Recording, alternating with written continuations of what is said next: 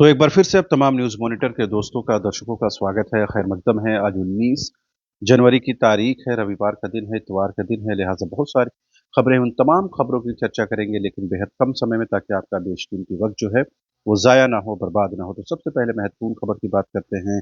आपको पता है कि सैफ अली खान पर बुधवार की रात पर को जानलेवा हमला किया गया। अब इस मामले में दुर्ग आरपीएफ ने जो है एक संदिग्ध को जो है हिरासत में लिया है और उसे मुंबई भी लाया गया है। फिलहाल उससे पूछताछ की जा रही है। लेकिन जो मुख्य आरोपी है, जो एक्चुअल आरोपी है, उसकी अब तक शिनाख्त और पहचान नहीं हो पाई है। संदिग्ध के आधार पर और कहीं न कहीं एक उम्मीद और भरोसे के आधार पर जो है एक और आरोपी को जो है हिरासत में लिया गया है। फिलहाल उनसे पूछताछ की जा रही है, लेकिन 3 दिनों के बाद भी मुख्य आरोपी जो है मुंबई पुलिस के हाथ से अब तक जो है वो बच निकला हुआ है। फिलहाल इस बीच जो है सैफ अली खान लगातार रिकवर कर रहे हैं। फिलहाल वो हॉस्पिटलाइज़ है लीलावती अस्पताल मुंबई में और वहाँ उनका इलाज चल रहा है।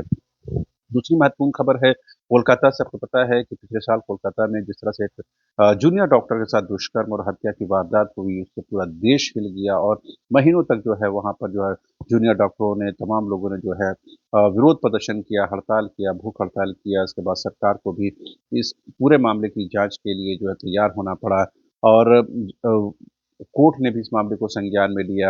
अब इस मामले में जो आरोपी है, मुख्य आरोपी संजय कुमार, उसे जो है इस मामले में दोषी ठहराया गया है, दुष्कर्म और हत्या मामले में।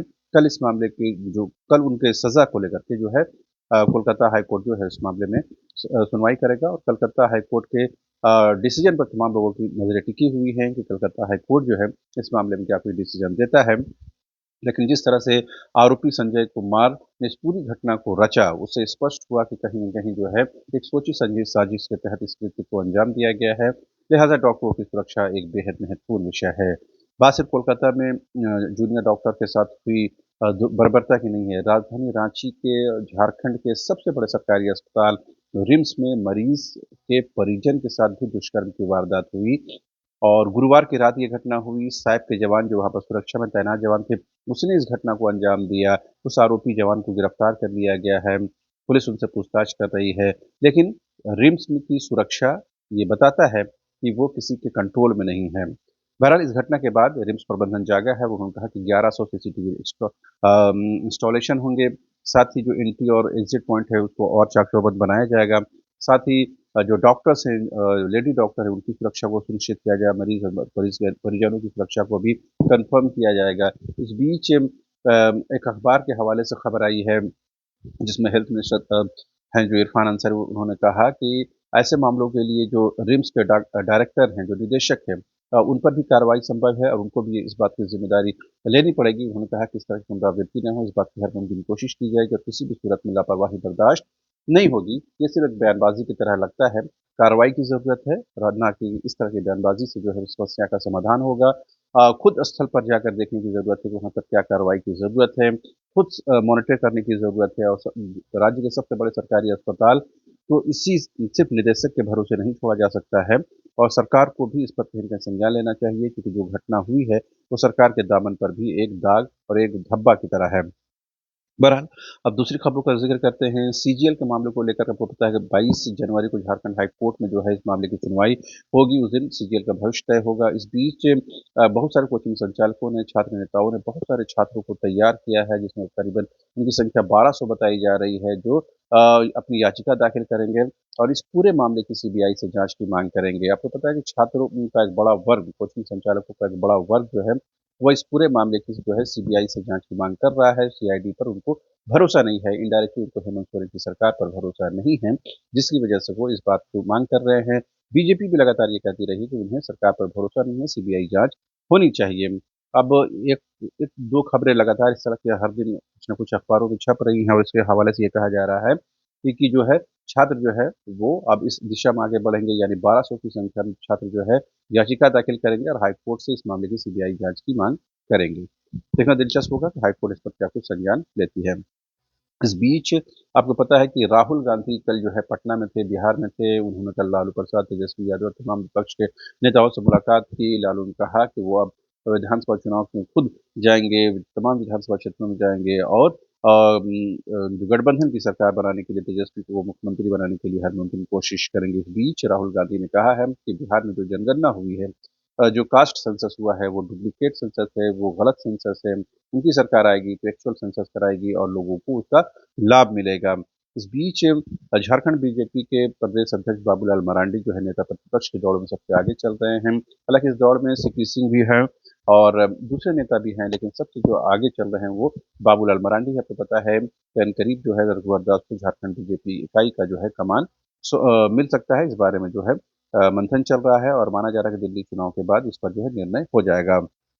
इस बीच आजसू पार्टी में जो है आज झारखंड के आंदोलनकारी भी प्रभाकर तिर्की जो है शामिल होंगे। उनको सदस्यता जो है पार्टी के सुप्रीमो सुदेश कुमार महतो दिलाएंगे। आपको बताया है कि विधानसभा चुनाव में बीजेपी के साथ आजसू ने चुनाव लड़ा, करारी शिकस्त का सामना करना पड़ा, लिहाजा पार्टी के लिए एक बड़ा सेटबैक है, उससे उभरने के लिए कोशिश कर रही है पार्टी। इस बीच अन्नपूर्णा देवी केंद्रीय मंत्री ने कल जो है स्मार्ट सिटी के कम्युनिकेशन कमांड सेंटर का दौरा किया। उस दौरान उन्होंने कहा कि ट्रैफिक की मॉनिटरिंग के साथ साथ महिलाओं और छात्रों की सुरक्षा को भी सुनिश्चित यहाँ से किया जाना चाहिए ताकि इसका फायदा ज्यादा से ज्यादा लोगों को मिल सके।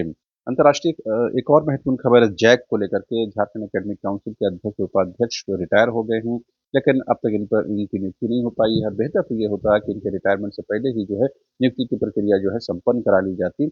इसी तरह का मामला जेपीएससी में भी है। 5 महीनों से जो है जेपीएससी चेयरमैन का पद खाली है। सरकार क्या सोचती है समझती है ये समझ से परे है। ऐसे महत्वपूर्ण पदों पर अगर समय से पूर्व डिसीजन नहीं होगा तो एक एक क्षण वहाँ के लिए महत्वपूर्ण है। 10वीं 9वीं 8वीं 11वीं 12वीं का जो है बोर्ड परीक्षा आने वाली है। ऐसे में अध्यक्ष उपाध्यक्ष की नियुक्ति में एक दिन का डिले भी कहीं न कहीं भारी नुकसान का सबब बन सकता है। इस बीच आपको ये महत्वपूर्ण खबर बता देंगे, गज़ा में जो है आज से सीज़फायर इम्प्लीमेंट हो गया है। इसका कितना पालन हो पाता है वो देखना दिलचस्प होगा, क्योंकि दोनों ही तरफ से इसका कहीं न कहीं वायलेशन हुआ है और लगातार वायलेशन की खबरें भी आई हैं। लेकिन अंतर्राष्ट्रीय बिरादरी अमेरिका के दबाव के बाद कहीं न कहीं ये जो है सीज़फायर हुआ है। 15 महीनों के इंतज़ार के बाद ये सीज़फायर हुआ है और इससे समझा जा सकता है कि किस तरह करीबन 47,000 लोगों की फ़िलिस्तीन में गज़ा में जान गई है।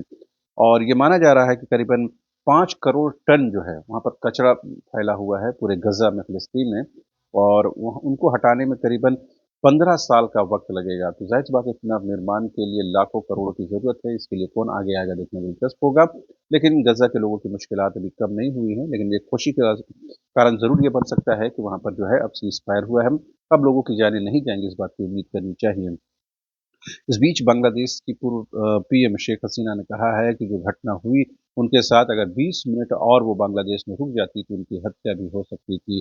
जो उपद्रवी थे, जो आंदोलनकारी कहते हैं हम, वो लोग उनकी हत्या की साजिश रच रहे थे। इससे समझा जा सकता है कि किस तरह से जो उन्होंने अपनी जान बचाई और 20 मिनट का ये जो रोल है बेहद महत्वपूर्ण रहा जिसकी वजह से उनकी जान बच पाई है। बहरहाल इसके अलावा भी बहुत सारी खबरें हैं, तमाम खबरों पर हमारी नज़र रहेगी, लेकिन अभी के लिए